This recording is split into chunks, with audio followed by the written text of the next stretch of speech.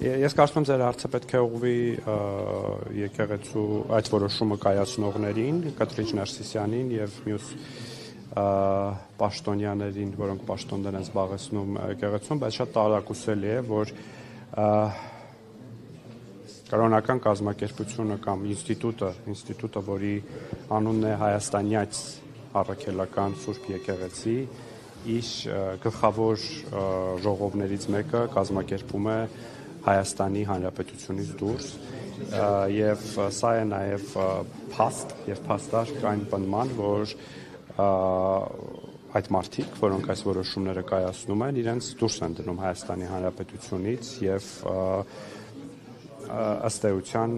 իրենց նպատակը չէ նաեւ ի թիվս այլ նպատակների նպաստել Հայաստանի անկախությանը, նպաստել Հայաստանի ինքնիշխանությանը, նպաստել Հայաստանի միջազգային հեղինակության բարձրացմանը եւ շատ տարակուսելի է այդ որոշումը, բայց նաեւ գործընթացներին հետեւելով նաեւ շատ հասկանալի է ըստ էության։ Բայց Մայրաթորը բարձրանել է իշխանությունը ճնշումներ է գործադրում բարբերաբար հոգեվորականների եւ ընդհանրապես ԲՀՓ-ի հետ կապված այս բռնաճնշումների հետևանքով են նրանք ստիպված եղել տեղափոխել եպիսկոպոսատ ժողովը։ Իշխանությունը, կառավարությունը Հայաստանի որևէ ինստիտուտի նկատմամբ, առավել եւս Հայաստանյաց առաքելական Սուրբ եկեղեցու նկատմամբ որևէ ճնշում, հակազդեցություն չի ձեռնարկել, ընդհակառակը ձեռնարկվել է Հայաստանյան առաքելական Սուրբ եկեղեցու բարենորոգման բավականին պոզիտիվ նախաձեռնություն, որին միացել է նաեւ եւ հատկապես եւ առաջին հերթին եկեղեցու սպասավորներ, եպիսկոպոսաց դասի ներկայացուցիչներ, քահանաներ եւ այլն, եւ կաթողիկոսը կարգալույց եղած է։ Տեսեք, եթե դուք նկատի ունեք Կտրիչ Ներսիսյանին, ապա Կտրիչ Ներսիսյանը իբնե չէր կարող լինել Հայաստանյաց առաքելական Սուրբ եկեղեցու առաջնորդ եւ կաթողիկոս, որովհետեւ ըստ էության խախտել է կուսակրոնության ուխտը եւ ըստ էության խախտել կանոնակիր քայոցը եւ սա այս ամբողջ խոսակցությունը դրա Միրզախանյանը, Կճոյանը չեն խախտել այդ ուխտը, որ նրանց հետ եք բարեփոխում եկեղեցին։ Այսինքն Երևան եկավ մեկ այլ հանգամանք, որ Կտրիչ Ներսիսյանի եղբայրը հանդիսանում է KGB-ի գործակալ, ինչը կամ եղել է, կամ կա, չգիտեմ, ինչը ըստ էության նաեւ սպառնալիք է, մեկ այլ տեսակի սպառնալիք է արդեն Հայաստանի Հանրապետության նկատմամբ։ Ինչ վերաբերում է ձեր նշած եպիսկոպոսներին, դուք տեսել եք այն հայտարարությունը եւ ընթերցել եք այն հայտարարությունը, որոնք նրանք տարածել են Նիկոլ Փաշինյանի հետ, եւ այդ հայտարարության մեջ բոլորը ընդունում են իրենց մեղսավոր լինելու հանգամանքը եւ իրենք եւս պատրաստ են բարենորոգման այս գործընթացում ուրեմն բարենորոգվել կամ մաս դառնալ այն process-ին, որը կբերի եկեղեցու ավելի լավացմանը։ Դուք 21 թվականի ձեր ծրագիրներ փոխել չեք կատարել խոստումներ հանրության տված, դուք ինչու եք մնացել։ 2021 թվականին քաղաքացիական պայմանագիր կուսակցությունը հանրությունից հայցել է մանդատ, որպեսզի որ Հայաստանին բերի խաղաղություն եւ տարածաշրջանին եւ այդ մանդատը ըստ էության այսօր մենք կարող ենք փաստեր, որ լիակատար կատարել ենք, իսկ ինչ վերաբերում է կուսակցությունների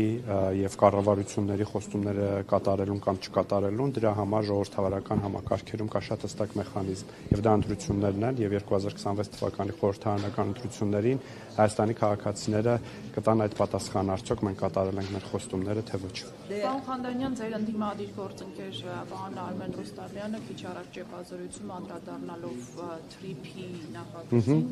դրա գործարկման հրապարակված տեխնիկական նկարագրին ասաց, որ այն իրավական ուժ չունեցող փաստաթուղթ է, ավելին դրանով ֆիքսված է, որ Հայաստանը ընդամենը 26% սուվերենություն ունի այդ գործընթացում եւ հավելեց նաեւ, որ եթե իրենք կան իշխանության, փաստաթղթի մի շարք խնդրահարույց դրույթներ վերաբանակցելու են, ասաց նաեւ, որ ըսկիչ բանակցեին այդ 26%-ը ստանալու են, վատ բանակցող է։ Մեծ բանակցող, վերլուծաբան եւ տեսաբան լինել պետք չէ պարզելու, որ այդ փաստաթուղթը իրավական ուժ չունի, որովհետև դա գրած է փաստաթղթի նախաբանում, որ փաստաթուղթը իրավական փաստաթուղթ չէ, դա հայտարարություն է արտգործնախարարի եւ պետքարտուղարի բանակցությունների հետևանքով, բայց դա շրջանակ է եւ դա քաղաքական հանձնառություն է, որին կհետևեն իրավական փաստաթղթերը, այն է պայմանագիրը Հայաստանի եւ Միացյալ Նահանգների միջեւ եւ TRIP զարգացման ընկերության կանոնադրային փաստաթղթերը։ Ինչ վերաբերում է 26% սուվերենությանը, իհարկե զավեշտալի է այս ձևակերպումը, օրինակ պարոն Ռուստամյանը չասեց, հեծում Հայաստանը քանի տոկոս սուվերենություն ուներ, Հարավկովկասյան երկաթուղիներ ընկերությունում քանի տոկոս սուվերենություն ուներ, մյուս Հայաստանի ուրեմն գազային համակարգի նկատմամբ քանի տոկոս սուվերենություն ունի։ Այս սրանք եւ չունենալով պետության մասնակցությունը այդ գործարքների մեջ, բայց այնուամենայնիվ ես չեմ պնդում, որ այս գործարքներում Հայաստանը չունի սուվերենություն, ընդհակառակը չունենալով որևէ տոկոս մասնաբաժին Հարավկովկասյան երկաթուղիներ ընկերությունում կամ նախկինում չունենալով հեծում որևէ տոկոս մասնակցություն, ես չեմ կարող պնդել, որ Հայաստանի սուվերենությունը խախտվում էր, ոչ,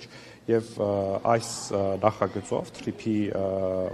նախագծով առավել քան ակնհայտ է, որ Հայաստանը սուվերենության որևէ խախտում չի ունենալու, այլ փոխարենը Հայաստանը նաև ունենալու է որոշակի դիվիդենդներ, ունենալով որոշակի բաժնեմասեր ընկերության մեջ եւ նաև շրջանակը, որը հրապարակվել է, շատ հստակ եւ աներկբա կերպով ասում է, որ Հայաստանի սուվերենությունը այս նախագծի վերաբերյալ անքննարկելի է եւ բացարձակ։ Հնարավոր է հետագայում վերաբանակցել, ինչպես պարոն Ռուստամյանն է ասում։ Դրա որոշ դրույթներ խնդրահարության իր ձևակերպման։ Փաստաթուղթը բանակցվել է եւ ես որևէ հիմք եւ